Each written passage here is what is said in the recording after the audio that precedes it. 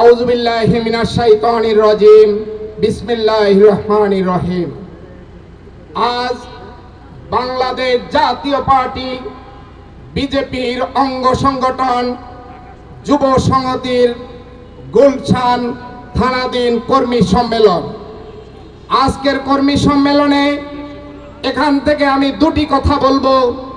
একটি কথা হলো আমাদের অন্তর্বর্তী সরকারের উদ্দেশ্যে, আপনারা যখন সরকার গঠন করেন তখন আপনাদের জনপ্রিয়তা ছিল অনেক তুঙ্গে। আপনাদের প্রথম কাজ ছিল বাংলাদেশে একটি সুষ্ঠু সুন্দর নিরপেক্ষ নির্বাচন করা। আপনারা সেই কাজটি না করে আপনারা যখন বিভিন্নভাবে সময় ক্ষেপণ করেছিলেন, আপনাদের জনপ্রিয়তা তলানিতে চলে এসেছিল। তারপরে যখন আপনারা একটি সময় নির্ধারণ করেছেন, সবাই আপনাদের প্রতি আশাবাদী হয়েছিল। তারপরে এখন বিভিন্ন রকমের ষড়যন্ত্র, মিডিয়া বিভিন্ন কিছু শুনতেছি। তারপরে আমরা বিশ্বাস করি আপনাদের ঘোষিত সময়ের ভিতরে আপনারা একটি নিরপেক্ষ সুষ্ঠু সুন্দর নির্বাচন করে একটি নির্বাচিত সরকারের আন্ডারে ক্ষমতা ছেড়ে দিয়ে আপনারা সুন্দরভাবে জনপ্রিয়তা নিয়ে চলে যাবেন। এটা আপনাদের প্রতি আমাদের আহ্বান।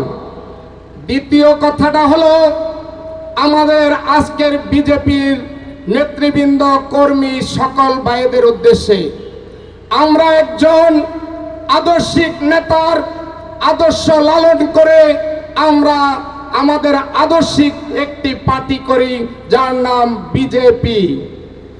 আপনারা এই আদর্শ আমাদের নেতার ধারণ করে নিজ নিজ ভাবে এমনভাবে আমাদের দলটাকে আদর্শিক করবেন, যেমনি করে আমাদের দল আদর্শিক করে আমরা সারা বাংলাদেশটাকে আদর্শিক রাষ্ট্র হিসাবে পরিণত করব ইনশাআল্লাহ।